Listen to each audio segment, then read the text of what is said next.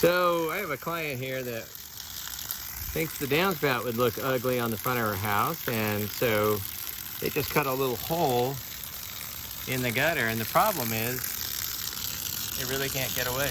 That water sort of stays here. I bet it's going to roll around to that side, so I'm letting it do that. But they replaced the slab for the porch recently, and I have to think that was the contributing factor there, with water standing and pooling in that corner.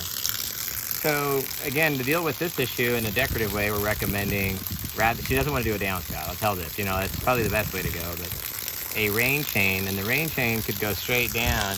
And with a rain chain, you would want either a collector device like a bowl, ceramic bowl of some sort, with some kind of a pipe coming out of it, or a dry creek bed look, where you create a rubber liner that catches the water underground, and then you drain it, a sufficient way away.